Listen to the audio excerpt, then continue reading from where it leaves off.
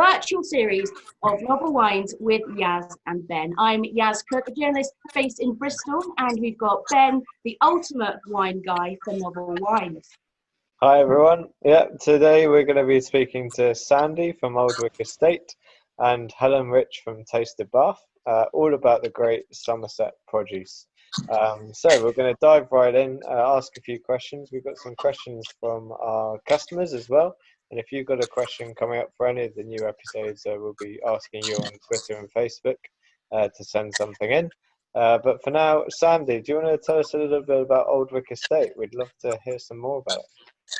Yeah, hi Ben, lovely to be part of this. We're a vineyard based in the heart of North Somerset in the Yeo Valley with 12 acres of vines and set in about 300 acres of farmland. So we've been around for a long time. I'm sort of fourth generation at the farm, and we diversified into creating a lovely venue and vineyard alongside it back in 2008. So sort of over the last sort of 10, 12 years, we've just sort of been growing and developing that side of it. Our first sort of commercial wine was really sort of released in 2013. So it's still relatively quite young really in vineyard terms. But it's very rewarding. It has its ups and downs. But I think over the last couple of years especially, we've really seen a massive growth in the interest in English wine and the quality of it as well. So that's something we aim for all the time, is just producing the best wine we possibly can for our customers and clients. Fantastic. And Aldwick is one of our customers' favourite wineries, so we're very excited to have you on board. And Helen, you stock some of English Wine's Raxall estates, I believe, in your Tasted Bath parcels. Do you want to tell us a little bit about Tasted Bath? Yeah, absolutely. Tasted Bath, we started 4.5 years ago, based in the city of Bath, and we work with 35 local food producers. So we work with people that create amazing artisan produce within 15 miles of Bath, and we send it all across the world for our business clients. And we send out food packages, birthday gifts, grocery sort of packages to people. So it's brilliant. It's a really great way of kind of engaging people with local food and allowing small local producers to have a presence online. And our revenue really supports them. So I'm kind of known as Bath's foodie, really. Excellent. Well, it's great to have you as well, Helen.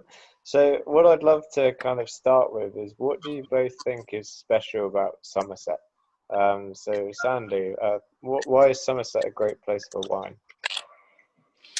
I think just the whole setting of it here lends itself. There's 2 other vineyards. We're really close to 2 other vineyards here, and the whole of Somerset vineyards are what I call more sort of artisan, so much smaller vineyards. So enables us to sort of really be hands-on and aim to really produce the absolute best quality.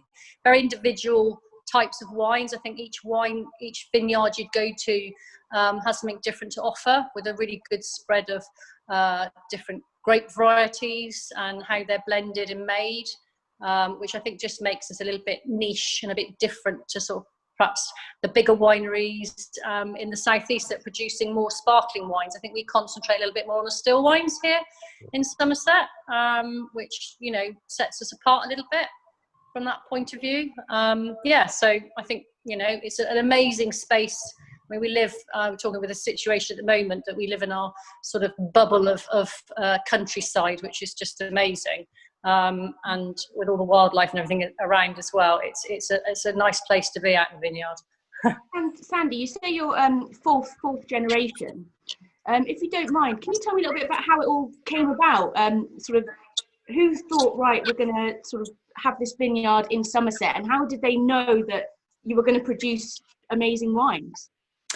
Well, I think in the beginning, so it was my brother Chris, who was the farmer here at the time, and he spent quite a lot of time in South Africa. He used to like holidaying in South Africa through the winter because he was farming in the summer here, and he wanted to seek a bit of sunshine through the winter. So, and also no no jet lag. He liked flying there because he didn't come back with any jet lag. So he made some good friends out there, which were attached to wineries, etc. And he just sort of really got his passion for it. And I think the wines in South Africa are just amazing. So he got a real passion for it, looked into it a little bit more here, and decided that he was just going to plant 2 acres of vines, just as a bit of a hobby, really, alongside the farm. But somebody came along and decided that the site adjacent to us across the road was a much better site, and he really then felt, having looked a bit more into it and got a bit more advice on English vineyards, etc., that it was the way to go, and planted another 9,000 vines in 2010. So from just being a hobby, it then became a seriously sort of more commercial interest. Sadly, unfortunately, he was killed in an accident in 2011, and that's how I ended up taking over the reins. I didn't really know I didn't know anything about vineyards at the time, not really, apart from wine, and I like drinking wine. So it's been a really steep learning curve. Yeah. But the great thing about the Southwest, and we have the Wine GB sort of overall body, which sort of overlooks the whole country. We have a committee in the Southwest called Wine GB West, and all the producers from the Southwest all get together a couple of times a year at annual general meetings, and we're all good friends, and we pass each other sort of information backwards and forwards and discuss things about the vineyards and what's going on in them, really. Oh, amazing. Yeah, the Southwest really is a hub of foodies, creatives, amazing produce. And I know you found that, haven't you, Helen? Oh, I mean, it's amazing what people have started doing. Like, I'm just trying to think, we've just recently had some amazing guys launch their own pasta in Bath. 2 Italians, they're fabulous. They make the most amazing crab tortellini, absolutely delicious. And I made their day last year when I introduced them to Angela Hartnett, because obviously she's like the pasta aficionado, so they were really excited about that. Yeah, there's amazing produce in Bath. You know, we've got cheese, Bath soft cheese, and they've been running for over 120 years. It's just incredible what people make. There's a fantastic patisserie guy who started making like choux buns and macarons. We're so lucky, and obviously we've got things like Bath gin, fantastic like nut butters, all made within 15 miles of Bath. It's amazing when you start actually looking for them, what you find. I think people are really shocked because most people are like, oh, I love going to the farmers market, but there's so much more out there that people have no idea about. Yeah, no, definitely. And we've had a question actually sent in to us by Richard, and I think people are somewhat perhaps getting a little bit jealous of this creative foodie scene that Bristol, Bath, Somerset has sort of become home to. And Richard said, hi Sandy, it's Richard. I'm just curious to know, what's so special about growing grapes in Somerset as opposed to Kent or Sussex? Thanks. I don't know if we've got a bit of competition coming up now. I'm not sure. I don't think it's really about this. Not the comments I was saying to Ben on the previous question about why Somerset's different. And I think it is all about the sort of smaller artisan type of vineyards, and we are really hands-on, and it's sort of crafting, the different wines to get the best out of the fruit, and like I say, in the southeast, etc. They are producing a lot more sparkling. They're sort of really known for amazing sparkling wines over there, not so much on the still wine front. And we're concentrating a little bit more here on our red wines. England isn't known for producing amazing red wines, but we've had some real success in the last few years. I mean, we only make red in the years that are really, when the sugar levels are up enough on the grapes, etc., and we get enough late sunshine to produce, a great red. And they're different. They're very light in alcohol. So they're sort of 11, 12% maximum. which just makes it a very lighter wine, easy drinking. But you know, the ones we've produced have just been so popular, and I think Ben can vouch for that as well. He sells quite a lot through novel wines. So yeah, so I think that's what makes us a little bit different. Yeah. And you call your red Flying Pig, is that right? I love that name. When people ask for an English red, I say, "Oh, from Aldwick we have Flying Pig because English red wine, pigs might fly." And people love that, and they're always really impressed. Can you tell us a little bit about the Regent in particular? Because I think that's brilliant. You know, it's coming from a very small parcel. Yeah, it is. Yeah, we don't have a huge amount of Regent vines rather. So what we produce, it's a really lovely variety. So Regent's 100% Regent grape. That's the name of the variety. It's a wonderful grape to manage and harvest. It's the loose bunches. It's you know, very disease resistant, etc. And it ripens really evenly and really well. It's got a lovely deep colour to it, so it makes a lovely deep red wine, and it's just got that lovely sort of Christmas spice, cinnamony flavour to it that I don't think you really expect it. And our winemaker Steve Brooksbank enjoys, I think, making the wine, and we don't always oak it. We sometimes put a little bit in oak, but we've decided after the sort of second vintage that actually it was better without being oaked. And it seems to work. Yeah, it seems to work really well. So it's obviously different to the Flying Pig, a little bit more body to it. So yeah. Amazing. And Helen, do you have anything in your kind of portfolio which is like kind of really limited edition, extra special? Obviously all the producers, but is there anything very, very small scale that you've got in there? Yeah, I'm just going back to that Flying Pig. I've got an order coming then. So if you can pop one of those in there, that sounds yeah, for sure. Yeah. So yeah, limited edition stuff. We some of our producers, if a client asks us, you know, can you create something? We've actually created bespoke stuff for our clients, which is really cool. We've got a really cool. I'm just going to reach up because I'm right next to it.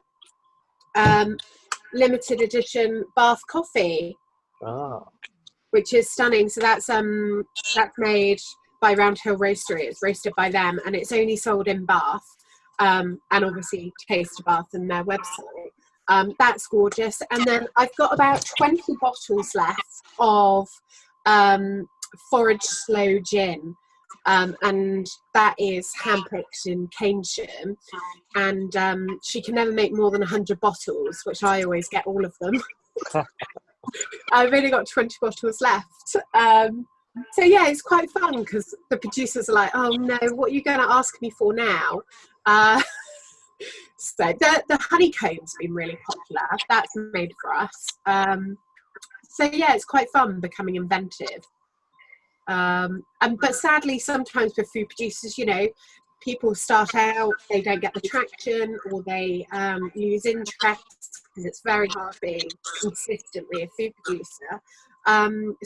So one of our businesses have closed recently, and I've only got about 25 bottles of their hot sauce left, which is a real shame because it's my favourite child. So I may have to keep at least 5 bottles aside for me. I would definitely. So we've got another question. This is coming from Charlotte. Hi, Yaz and Ben. I was just wondering if the grapes that they use to make English wine are the same as they would use in France or Spain, or are they different? Well, this is probably one for you to answer, Sandy. What kind of grapes do you have at Aldwick, apart from Regent, because we've spoken a bit about Regent? So we've got 5 extra different varieties. Well, we've got 6 in total, so it's Regent. So we've got Pinot Noir, so that's obviously something that they grow in France. We have Solaris, Bacchus, which is very much sort of becoming the English varietal wine, Saval Blanc, and Madeleine Angevine. So that's a variety. So most people won't have heard of those at all.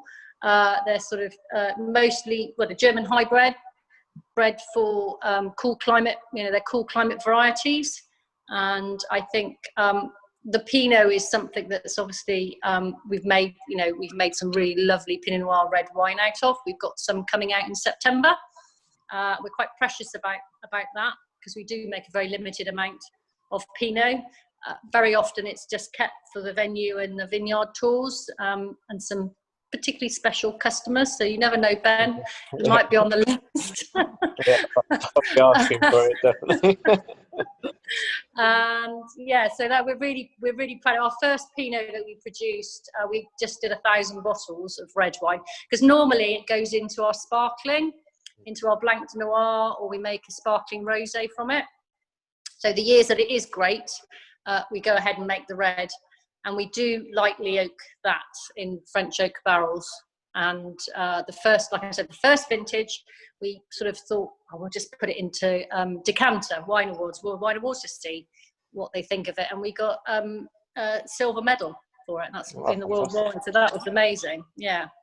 So that was a real pat on the back. And we thought, this is something worth pursuing. So yeah, in the good years, we make Pinot. Well, I'll definitely be asking for some of that when that comes out, for sure. I'll make sure you get a bottle, don't worry. Thank you. Brilliant. So another question, if we keep on, sorry Ben, on the topic of your wines, you mentioned the grape varieties you use, but Jen says... Hi Sandy, this is Jen. I wanted to ask you if you had any plan to plant new grapes or experiment with new vines. Thanks. Not at the moment. I mean, never say never. We're just sort of, I think, refining, I suppose, what we make. I mean, I was chatting to somebody the other day, and because we only make estate-grown grapes into our wine, depending on the year, will depict what we make with it. So we kind of have our range. We make a couple of sparklings, we make a couple of red wines, we do our rosé every year, and we do a couple of whites, different whites, a blended white and 100% Bacchus white. But that doesn't mean to say that we can make those every year, depending on what's happened with the different varieties. And like I said, I was talking about, the red wines, we only do it when the sugar levels are right. So there may be some years that we make a bit more sparkling, because the acid levels and things like that are different, the sugar levels different when you're making sparkling. And but this year all being well, we're concentrating a little bit, making perhaps more still wine. And with regards to planting more, as I said, not at the moment, but maybe a couple of years down the road we might consider doing another small plot. It might be the Pinot, for example, that if that goes really well, there is another perfect little site here.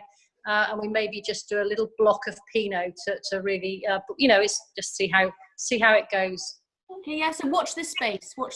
Yeah, absolutely. And Helen, what about you? What are the next steps for Taste of Bath? What's exciting you? Oh gosh, I mean, it's always onwards and upwards, isn't it? It's just trying to keep up with demand at the moment. I think Taste of Bristol has always been on the horizon. As you know, Ben, like when your business grows bigger and bigger, you have to change your infrastructure, and you have to change your operations, get more people on board. So we just go through a phase of looking at our website and trying to improve our current operation. But yeah, Taste of Bristol is definitely on the radar, which I don't know. We've put Aldwick Estate wines in our hampers. 3 novel wines, but I think Taste of Bristol will be all over it. I have to come do some taste testing and not drive. I think we all will. Group trip. We all will. Yes, you can drive. So yeah, it is really exciting. It is really. I was going to ask Sandy a question actually. There's lots of people who watch stuff like this that aspire either to be food producers or winemakers, and everyone's reevaluating their lives. And you learnt your craft very, very quickly. Where are you on the wine geek scale? Like, how much have you learned? How much more do you want to learn? Wine geek, I'm not. I'm very much. I learn on sort of. I'm more of a practical learner, so been to sort of quite a few conferences and things like that, but also just been out in the vineyard and working with I've got a vineyard manager who now runs runs the vineyard side of it, and learning from him. He's got 10 years experience in English viticulture at other places, so he's got a great wealth of knowledge and understanding. And actually, just before we went into lockdown, I was doing my WSET level 2, which really got the thought juices going, really, and I think really making me feel like I want to learn and understand more about world wines as well. So yeah, it's not just about, obviously here I run the other side of the business as well, so we've got the venue, and we do a lot of vineyard tours and things like that, so you learn a lot from people coming through, and you can part your knowledge to people that don't have any understanding of English wine. So I can talk wax lyrical about English wine quite, and my passion for that, but further worldwide not so great, and that's I want to learn more. So I think we know a guy that can help you with that. Yeah, exactly. Especially in Europe, I've got it. On the wine geek level, we have a question from Tess. Hi, Novel Wines. I was just wondering, how long can you keep a bottle of wine once it's been opened? Now, I've got my traditional answer on this, but it'd be interesting what everyone else thinks. So, for me, that people usually think that red wine lasts the longest. It's not actually true. It's white wine. White wine will last longest after you've opened it. But I would always stick any kind of open wine in the fridge until you're going to drink it. So don't store it in the fridge normally. Just store it somewhere cool and dry. The main thing is a consistent temperature, but then when you've opened it and you haven't finished the bottle in those rare occasions, pop it in the fridge, and then a red should last 2 to 3 days and still keep its nice fruit. Nice bright wines like the Aldwick Reds will last a little bit longer than the full, really phenolic ones. And then the white wines, probably 3 to 5 days. As long as they're kept in the fridge, but they will start to drop the fruit after 4 days probably. And sparkling, you're better off finishing it that night. So make sure you've got a good celebration. You can get those wonderful champagne stoppers, but best to polish it off in one night, I think. Yeah, I always think with the wines, it's all about the oxidization. As if you get air in there, and it's it tends to go down in quality. So we've got a great little gadget, which is like a pump, which takes all the air out, and that really helps to keep the flavors in there. And I think I found it on Amazon initially, and all it is a rubber stopper with a pump that goes on the top, and it sucks all the air out, which really helps to keep it. But idea. Shouldn't need to be put back in the fridge. Not many of mine go back in once they've been opened. I was genuinely shocked by this question. I'm not saying that we always finish a bottle, but 4 days, I can't even imagine. How big is this bottle? The thing is as well is, the better the wine and the fresher it is. A lot of people are using old wines for cooking, but actually the fresher and just open bottles contribute the most interesting flavour. If you do have any left, use it in the food that night, and then you can polish off the bottle that way. That's what I'd recommend. Or it'd be a waste of good wine. You should drink it, really.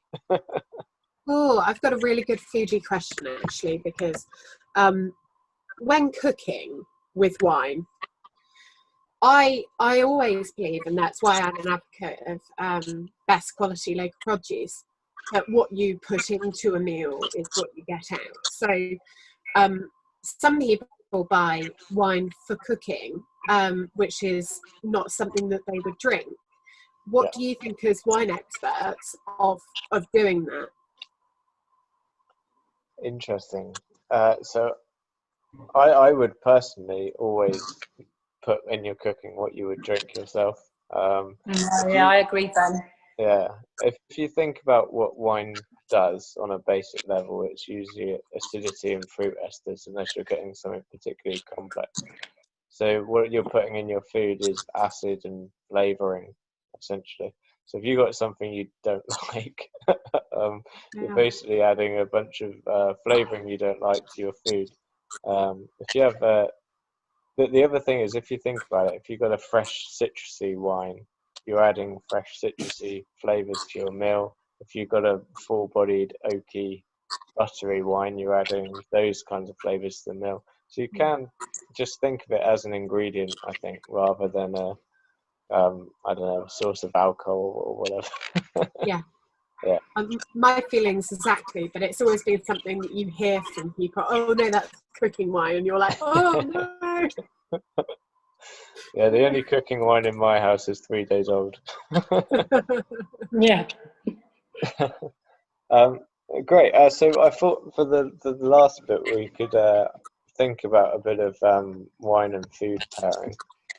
So Helen, I didn't know if you wanted to pick a couple of products that you have, and then maybe we could ask Sandy to pick a wine from Aldwick that she thinks would go really well with what you're talking about. So don't make it too complicated. Yeah. One Christmas, I gave my niece a little shopping basket and said, "Go up to Aunt Helen's shop and pick out some things for Mummy and Daddy." And she came up and she's like, "You've got a shop up here." So cute. I'll be back. No, this is literally perfect. Does, yeah. This is brilliant. Shopping with Helen. I don't have any cheese up here, I'm afraid. It's in the downstairs in the fridge. So I picked out 3 items for you. So the first one are sea salt and lemon pistachios from Bradford-on-Avon. Ooh. And they're hand roasted by a lovely lady called Jane. Ooh, hello Jane. Maybe we can get Jane on. They look lovely. I don't know, Ben, what do you reckon? I'm thinking maybe something like the flying pig. Yeah, that'd be really interesting because flying pig's got the acidity as well for the salt, which would be nice. Yeah, they would cut through it really nicely, actually. Or maybe even the rosé would be an interesting pairing. Yeah. Get some. Helen, you're going to have to give us a bag. I was going to say, let's do this. We should have done this before. I could have sent you a bag, and you could have sent me some wine, and everyone would have been really happy. Well, it is Friday afternoon. I know, exactly. It's like going to the pub, but we're having wine and nibbles together. Exactly. Yeah, exactly. So, Helen, what cheese do you have? Because I that's an interesting one to pair with wine. We've got Bath Blue, Bath Soft, and Wife of Bath. Is the Wife of Bath, is that the hard cheese? Yeah, it's kind of a nutty, creamy Gouda style, and it was recently voted best cheese in the world. Wow. World Cheese Champion. Oh, I do remember that. Yeah, she was so chuffed.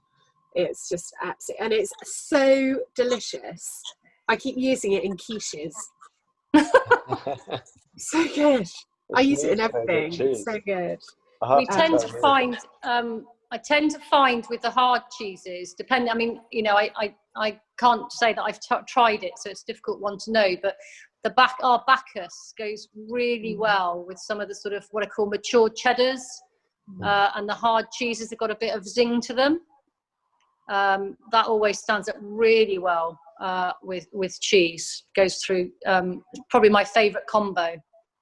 I think my favourite local mature cheddar is Westcombe Dairy. Their cheddar is so good, and I just think that I might have to have that in a minute. I think white wine and cheese is really exciting. It's perfect. And Bacchus has all the lovely plush fruit and the acidity as well.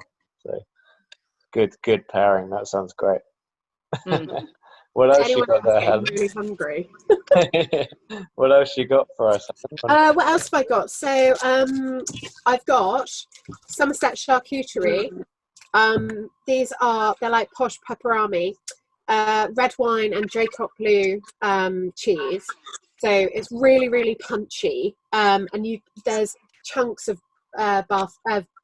Dracot Blue in there, and it just explodes in your mouth. It's very savoury, slightly peppery. Well, I can vouch for this because I've tried. Somerset Charcuterie are literally about a mile away from us. Ah! So, as the crow flies, they're not very far at all. I know Andy really well, and I've tasted. My kids love that pepperami. They love that, to have that in the fridge, and I think actually the Mary's Rose stands up really well because it cuts through. You can still taste the wine over the spiciness. So Mary's Rose does sort of cut its own on spicy food, and you still get the flavours coming through, which is great. And it doesn't kill the flavour. You don't get, the wine isn't killed by the spiciness. Mate, that sounds Do good. you sorry, I'm getting all excited as a foodie. Sandy, when you do like tours of the vineyard, have you ever thought of can you do like charcuterie pairings with it because Andy's so close? Yeah, we do various things. We do tapas and tape. We do sort of tapas nights, and we do. You can, if you come on a vineyard on a private group or whatever, you can choose to have tapas or canapes or little tasters with the wines. So we do very often pair those up. So yeah, we did actually just literally our last event before the lockdown. We did a tapas and tasting evening. So it was all our red wines. So everybody got to try the reds, and we did tapas alongside it. So that was really great. Sounds so good. I wonder whether or not we need to do a night at Novel Wines. I'll bring the food, you do the wine. Just sounds great. Let's do it. Let's do it. Do we need to invite anybody?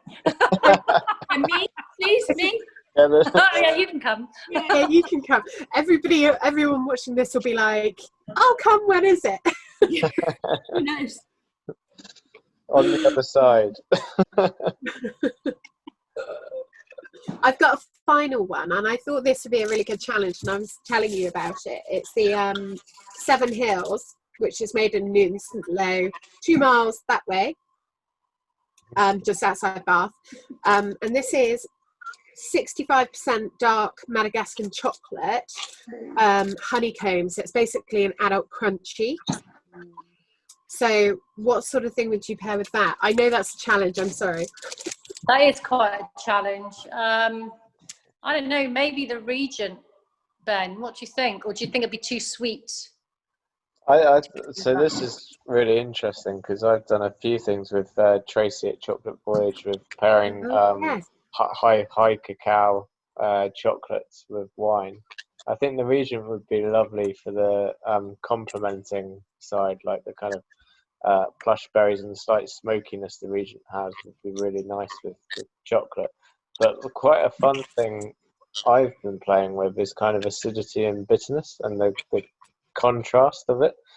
So we did a whole string of dry Riesling and high cacao chocolates, and it went really, really well. So we didn't go for the sugar, we went for the kind of fruit acid pairing. So you could even play with maybe the Buteo that's a little bit Yeah, I rough. was just going to say that. Yeah, maybe that would be. Yeah. That could be really interesting. The Buteo is a white wine blend. But what was in the blend, Sandy? So Buteo has Madeleine Angevine, Save Out and Bacchus. Lovely, yeah. So that would probably work really well. A lovely, very lightly chilled white because you don't want it too cold because then it jars. But if you lightly chill it with the chocolate, that would work really well. So talking about food and wine, we have a final question, don't we, Yaz, from a customer. So the final question we have is from James. Hi, Yaz and Ben. So our local fishmonger is finally out of the COVID crisis and has gifted us with some lovely looking salmon, and we're wondering what you reckon would be best to have with it. Salmon and wine. So I know that I'd probably go with the Mary's Rose, but they've been ticking the box of almost all the pairings today. So if you're going to buy any wine after this, it should be the Aldwick Mary's Rose because it goes with all of it. But I think salmon, because it's oily and salty, it deserves something with a bit more weight. So it would pair beautifully with Bacchus or the Sable Blanc sparkling, the Jubilate, quintessentially English would be lovely. If you wanted to have a nice glass of fizz with your salmon, that would be quite a treat actually if you got gifted salmon as well.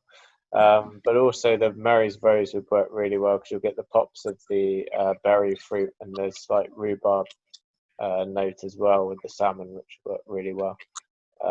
And it's quite a fun match. I like pairing rosés with oily fish or kind of Chinese or Asian cuisine. I think it works really well.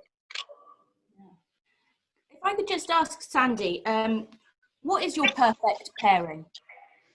I think I absolutely love mature cheddar. So cheddar and Bacchus, as I said before, is my all-time favourite. I'm quite happy to sit with a glass of that out with some nice cheese, bit of fruit, and yeah, I'm in heaven. Amazing. And Helen, what is your go-to, Helen? What, in terms of food and drink pairing? Perfect pairing, yeah, perfect pairing. Oh, I mean, in the summer, you cannot beat. I can't stand an awful rosé. You know, when it comes to rosé, it has to be ooh. And to be honest, I think Ben had me at salmon and rosé in the summer. I mean, and I was thinking when you were talking about that recipe, etc. Fussels, rapeseed, mayonnaise, salmon, salad, vine tomatoes, fresh rosé. Oh, we are so lucky to be in this part of the world, aren't we? I think we're all I'm getting really hungry. Yeah, me too. Lovely. Well, it must be nearly time to open a glass, surely. I think it is, yeah. So with that then, we'll let everyone go and have a glass of wine. But thank you very much, Sandy from Aldwick Estate and Helen from Tasted Bath. And thank you very much, Yaz, again for joining us. Yaz and I will see you next time, where we'll be talking cider and cheddar. So we'll have Alistair Morale from Cider is Wine and the cheese guy. And remember, if you've got any big questions, to send them in to us on the socials, Twitter, Facebook, whatever, send them in and we'll get your questions asked to the experts. Great stuff. Cheers, everyone. Thank you. Bye. Bye. Bye.